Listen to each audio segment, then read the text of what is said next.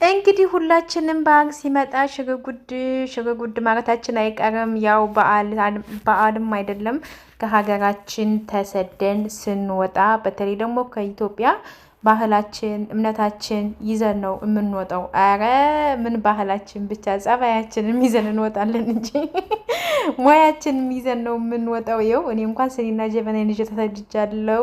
ሰላም እንዴት ናችሁ? ውድ ሀገሬ ልጆች በያላችሁበት ሰላማችሁ ይብዛልኝ። ሙሉ አለም ነኝ። ዛሬ በሌላ ቪዲዮ በሌላ ርዕስ መጥቻለሁ። የዛሬ ቪዲዮ የሚሆነው እንግዲህ ባጭሩ የገናን በዓል እንዴት አድርጌ እንዳሳለፍኩኝ አሳያችኋለሁ ወይም እነግራችኋለሁ ማለት ነው። እንግዲህ ቻናሌን ከወደዳችሁት ሰብስክራይብ በማድረግ እንዲሁም ደግሞ ቪዲዮዬን ላይክ በማድረግ ጀምሩት። ሁላችሁንም ሰብስክራይብ የምታደርጉኝ ቪዲዮዬን የምታዩልኝ የምታበረታቱኝ በጣም ነው የማመሰግነው። እንግዲህ ዛሬ የገና በዓል ትናንትና ነበረ። በዓል እንዴት አለፈ? እኔ ጋር ሁሉ ሰላም ነበር፣ እግዚአብሔር የተመሰገነ ይሁን። የዋዜማው ዕለት የገና ዋዜማ ስራ ነበርኩኝ። ከዛ ይሄንን ቪዲዮ የቀረጥኩት ትናንትና ነው።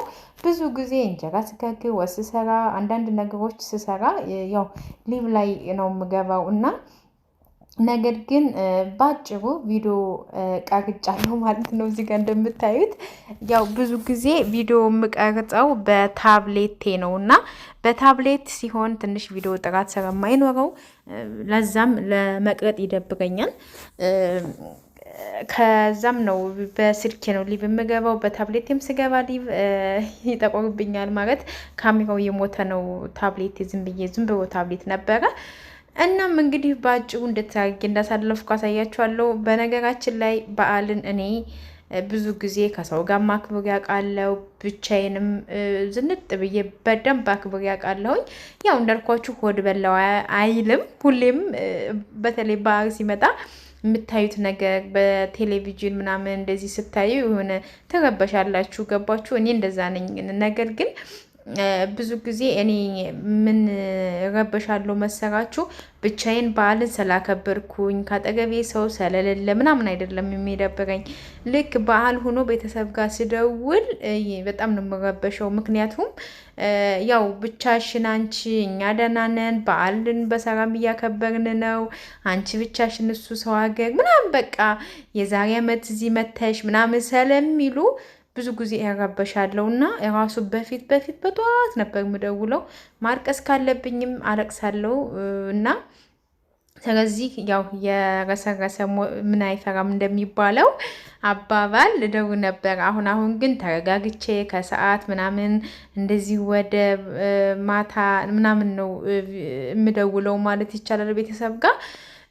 እናም ውዶችዬ ብዙ ጊዜ የምረበሸው እንደዛ ነው። ብዙዎቻችሁ ግን 2 ዓመት ሆነኝ፣ 3 ዓመት ሆነኝ፣ 4 ዓመት ሆነኝ፣ 5 ዓመት ሆነኝ እያላችሁ የምታስቡ ልጆች አላችሁ እና በዓል ሲመጣ በዚህ አጋጣሚ እኛ እናት፣ አባት፣ እህት፣ ወንድም ቤተሰብ ያለን ደውለን እንኳን አደረሳችሁ በዓል እንዴት ነው መላክ ያለብን ነገር ካለም ለበዓል ልከንላቸው ደስ ብሏቸው እነሱ ደግሞ እኛን ሲመርቁ እናያለን። በዛው ልክ ደግሞ ብዙዎቹ ገንዘብን መላክ ፈልገው ለእናቴ ለአባቴ ለበዓል ገንዘብ መቼ ብልክ ብለው ያስቡና ነገር ግን እናት አባት እንደሌላቸው ሲያስቡ በጣም ነው የሚረበሹትና ምን አለ እናቴ ኑራ እንኳን አደረሰሽ ባርኩኝ፣ ምን አለ አባቴ ኑሮ እንኳን አደረሰህ ባርኩኝ የሚሉ ብዙ ሰዎች አሉና እናንተ ብዙ ያን ያህል አይክፋችሁ። ማለት ቤተሰቡን ያጣ ቤተሰብ የሌለው አለና ማለት ነው። ስለዚህ በዓል አንድ ቀን ነው። አንድ ቀን እንደምን ብለን ራሳችንን ተቋቁመን ማሳረፍ አለብን ብዬ አስባለሁ። እናም እኔ ያው አሁን ላይ በዓል ብቻዬን ማከበር ሰው ጋር ማከበር አይሞቀኝም፣ አይበርደኝም። ምክንያቱም እኔ ከቤተሰብ ጋር ሳከብር ብቻ ነው ደስተኛ የምሆነው። እናም የዛሬ ዓመት ጊዜ ቤተሰቦች ጋር ነበርኩኝ። እንደውም የዛሬ ዓመት ልክ በዚህ ቀን ሽማግሌ ለእኔ የተላከበት ቀን ነበረ። 1 ዓመት ሆኖኛል። በጣም ነበረ ደስ ያለኝ። በቃ ገና በዓል፣ ከዛም የኔ ሽምግልና፣ ከዛ እህቶች የመጡ ስብስብ ምናምን በጣም ደስ የሚል ጊዜ ነበር ያሳለፍነው እና ትንሽ ደብሮኝ ነበር፣ አልዋሻችሁም። ነገር ግን ቤተሰቦችን ያው በስልክ አውርቻቸዋለሁ። አገር ቤት ያሉት ያው ታውቃላችሁ ኢትዮጵያ ኢንተርኔት ምናምን የለም በግማሽ ኢንተርኔት ስለሌለ ቀጥታ መስመር ደውዬ አወራኋቸው። ከተማ ያሉትን ደግሞ በቪዲዮ ኮል እያወራው ስስቅ ስጫወት ነው ያመሸሁት። እናም ደግሞ ባጭሩ በዓል እንደዚህ እንደምታዩት በቪዲዮ ወጥም ተሰርቷን እንጀራም ተጋግሯል። ዳቦ ብቻ ነው ያልጋገርኩት። ያው ዳቦ ብቻዬን ስለሆንኩ ስለማልበላው ከምበላው እምጥለው ስለሚበዛ ለምን እጋግራለሁ ብዬ አልጋገርኩም። እዚህ ጋር ደግሞ እንደምታዩት ክትፎ ለመስራት አስቤ ነበረ።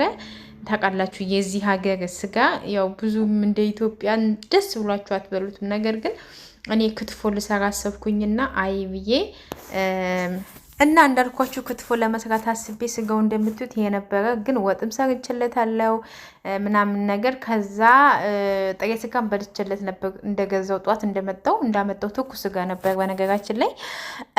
ከዛ እንትን በላሁኝና ቁርጥ ምናምን በለው በሚለው ማለት ነው። ከዛ ይሄ ክትፎ በነገራችን ላይ ክትፎ በጣም ነው የምወደው። በጣም ራሴ ያዘጋጀሁት ቅቤው ብዝት ያለ ሚጥሚጣው ብዝት ያለ የሆነ የሚያቃጥቅ ነገር በጣም ነው የምወደውና ከዛም እንደዚህ እንደምታዩት ስጋ አስቀርቼ ነበር። ይህን ስጋ ምሳ በርቻለሁ በሰዓቱ። ግን ማታ ላይ ነበረ ይሄንን ክትፎ ልሰራ ያሰብኩት። እንደምታዩት ስጋው በጣም ቀይ ነው፣ ቆንጆ ነው። ያው እንደ ኢትዮጵያ ባይሆንም ከዛም ክትፎ ለመስራት አሰብኩኝና ያው ታውቃላችሁ ክትፎ በቆጮ ነው የሚበላው፣ አይቤ ምናምን ነገር። እኔ ያን ያህል ብዙ አፍቃሪም አይደለሁም፣ የአይቤ የቆጮ አፍቃሪ አይደለሁም። ካገኘው ጥሬ ስጋ እንዲሁም ክትፎ እበላለሁ እውነት ለመናገር ማለት ነው። ከዛም እንግዲህ ያው ማታ ላይ ነበር ይሄን ቪዲዮ ይቀረጥኩ ያለሁት። ቀን ምሳ በላው፣ ቤተሰብ ስልክ አወራው ምናምን። ከዛ ደግሞ የተኝቼ ነበረ። ከዛም በኋላ እንደምታዩት ክትፎዬን አዘጋጀው። እንግዲህ ክትፎ ሳይሆን ክብላችሁ ያዙት። እናም እንደምታዩት ቅቤ አንጥሬ ነበረ። ትንሽ የኢትዮጵያ ቅቤ ነበረኝ። ከኢትዮጵያ ቅቤው ላይ ጨምር አንጥሬ ነበረ እና እውነት ለመናገር አልቀረጥኩትም ቪዲዮ ነው ቀርጬ ነበር በታብሌቴ፣ ግን እዚህ ጋር አላስገባሁትም እንጂ ማለት ነው። የኢትዮጵያ ቅቤ ካላችሁ ይሄ የገበታ ቅቤ ገዝታችሁ አለ። ይሄ የገበታ ቅቤ ብዙ አይነት ቅቤ ነው ያለውና አለ። ይሄ በታሽጎ የሚሸጠው በፌስታ በላስቲክ የሆነች በፕላስቲክ ሰሃን ታሽጎ እና በፕላስቲክ ኖርማል ታሽጎ የሚሸጥ አንድ አይደለም። እና እሱ ነው ቆንጆ የሚሆነው ለቅቤ። ከዚህ በፊትም ብዙ አለ ቅቤ እንዴት አጋችሁ እንደምታነጥሩ ዩቲዩብ ላይ ማየት ትችላላችሁ። እዛ አንጥሬ ነበር የሰራሁት። ከዛም እንደምታዩት ቡናዬን ምናምን አቀራረብኩኝ። ቡናዬን እየጠጣው ቤተሰብን ስልክ እያወራው ነበረ። ከዛ ደግሞ ወደማይቀረው ፎቶ ተነሳው ማለት ነው። ፎቶ በስማ በጣም ነው የምወደው። ይሄ የለበስኩት ቀሚስ ሸል ላይ ነው ያዘዝኩት። በጣም ነው የሚያምረው። እንደ አጋጣሚ ይሄን የለበስኩትን ነጠላ በፌስቡክ የማውቃት በአካል አግኝቻት ግን ልክ እንደ እህቴ በቃ የስጋ ዝምድና ያለን ያህል እስከሚሰማኝ ድረስ በጣም የምወዳት የማከብራት ያው ታላቄ ናት። እንደ ልጇ የምትመክረኝ በጣም ቆንጆ ውብ የሆነች ሴት ተዋውቄ ነበረ። ከዚህ ከ1 ዓመት በፊት በፌስቡክ ነው የተዋወቅኳትና ባሏ የኔ ሀገር ሰው ነው የኛ ሀገር ሰው ነው እና እሷ ደግሞ የአዲስ አበባ ልጅ ናት። ግን እግዚአብሔር ይመስገን በፌስቡክ ተዋውቀን እሷን ለመጠየቅ ወደ ቤቷ ሲሄድ ከዚህ ወደ ቤቷ ሂጄ ስጠይቃት እኔም ስጦታ የነጠራ ጋቢ የሚባል ቀለል ያሉ ኩታዎች ነበር አሉና ከነዛ አንዱን አሰርቼ ስጦታ ይዤላት ሲሄድ እሷ ደግሞ ይሄንን ቆንጆ የሆነ ነጠራ ውጭ ሀገር ስትሄጂ ተመልሰሽ ወደ ሀገር ስትሄጂ እየለበሽ ቤተክርስቲያን የምትሳለሚበት ብላ ይሄንን ነጠራ ሰጠችኝና ከለበስኩት ልብሴ ጋር እንዳጋጣሚ ማች ያደርጋልና በጣም ደስ ብሎኝ ፎቶ ተነሳው። ግድ ነው ፎቶ ያው በዓልም አይደለም። ከዛም እንደምታዩት እንግዲህ ከኔ ጋር በዓልን ይሄንን ይመስላል። የዛሬ አመት ደግሞ እናቴ ቤት ነበርኩኝ። ይሄ የምታዩት እንቁላል እናቴ ቤት ነው የዛሬ አመት እዚህ ጋር ዶሮ ወጥ እየሰራው እያቁላለው ነበረ። እዚህ ጋር ደግሞ ዳቦ ነበር። እኛ ሀገር ኮባ የለም። እኛ ጋር ኮባ የለምና የሚበቅም አይመስለኝም። ምክንያቱም የኛ ሀገር ደጋ ስለሆነ እና በመራሪ ቅጠር የሚባል አለ። በዛ ነው እኔ የጋገርኩት። ይሄ የራሴ ሙያ ነው እንጂ እናቶቻችን አያደርጉም የመራሪ ቅጠር። ኮባ ግን እስኪ ወደፊት እናቴ ተክላለሁ ብላኛለች። ምክንያቱም እናቴ በጣም ጎበዝ ጀግና ሴት ናት። ምክንያቱም ይገርመኛል እናቴ በጣም ጀግና ናት። ምክንያቱም ብዙ አትክልቶች መትከል ትወዳለች። እንደ ጠናዳም፣ ጌሾ የተለያዩ ነገሮች መትከል ትፈልጋለች። እና እስቲ አሁን ላይ እኛ ጌሾ አንገዛም፣ እናታችን ጓሮ ነው የምንቀነጥሰው። እና ይሄ የኮባ ቅጠል ግን ከበቀረ ከጠደቀ ተክልልሻለሁ ብላኛለች። የኮባ ያለ በኮባ የተጋገረ ዳቦ ስለምወድ ማለት ነው። ታውቃለሽ ኮባ ያውቃሉ የአዲስ ከተማ ሲመጡና እኛ ሀገር ደጋም ስለሆነ መሰለኝ እኔ ብዙ ጊዜ ኮባ ሙዝ ስለማይበቅል እኛ ጋር ኮባ ሊኖር አይችልም። እና ብቻ የዛሬ ዓመት ይሄን እናቴ ቤት የጋገርኩት ዳቦ ነበረ። እዚህ ጋር ደግሞ ያው ዶሮ ልሰራ እያቁላለው ነበር። ታውቃላችሁ ሀገር ቤት በእንጨት ነው የሚሰራው። ከዛ እዚህ ጋር ደግሞ ዶሮ፣ በነገራችን የገጠር ዶሮ ወይም ደግሞ የሀበሻ ዶሮ በጣም ስጋቸው ትናንሽ ነው። ግን አሁን ይሄ 2 ዶሮ ነበር የመሰለኝ ታረደው ያኔ። ሁለት ዶሮ እዚህ ጋር 2 ቆሽት ይታየኛል። 2 ዶሮ ነበርና የተሰራው ግን ትንሾች ናቸው። በዛው ልክ ግን ሲጣፍጥ እና ብቻ የዛሬ ዓመት በዚህ መልኩ ነበረ እናት አባቴ ቤት ያከበርኩት ማለት ነው። ያው ትዝታ ያረጅም አይደል የሚባለው። ያው ቀን ወር እያለ አመታት ይሆናል እና በጣም ደስ የሚል በዓል ነበረ ያኔ ቤተሰቦች ጋር ያከበርኩት የእውነት ማለት ነው። በጣም በቃ የማይረሳ ጊዜ ነበር ያሳልፉ።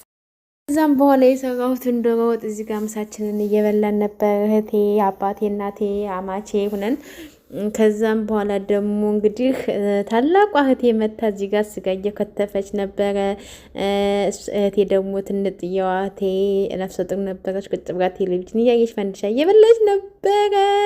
ትልቋ እህቴ ደግሞ እዚህ ጋር ስጋ እየከተፈች፣ እኔ ቡና እያፈላው፣ እናትና አባቴ ቁጭ ብለው ቲቪ እያዩ ነበር። በዚህ አጋጣሚ የዛሬ ዓመት ሶራር ምናምን ገዝቼ ነበረና በጣም ቆንጆ ነው፣ አሪፍ ነው። ጠይቃችሁ ነበረ ማለት አንዳንድ ልጆች ሶራር እንዴት ቴሌቪዥን ያንቀሳቅሳል ምናምን የምትሉ ልጆች አላችሁ። በጣም ቆንጆ አድርጎ ነው የሚያንቀሳቅሰው። መብራቱ ምኑ ምን ልበላችሁ። ስለዚህ ደስ ይል ነበረ። ያው ገጠርም ቢሆን ከተማ ነበር የሚመስለው የበዓል ድባቡ ምናምን ብቻ እግዚአብሔር ይመስገን። የዛሬ ዓመት ደግሞ በሀገሬ እንደማከብር ተስፋ አደርጋለሁ። ውዶችዬ መልካም በዓል ይሁንላችሁ። ወዳችኋለሁ፣ አከብራችኋለሁ። ቪዲዮን ከወደዳችሁ ደግሞ ላይክ በማድረግ ቤተሰብ ሁኑ። በሌላ ቪዲዮ እስከምንገናኝ ድረስ ሁላችሁም በያላችሁበት ሰላማችሁ ይብዛልኝ። መልካም ጊዜ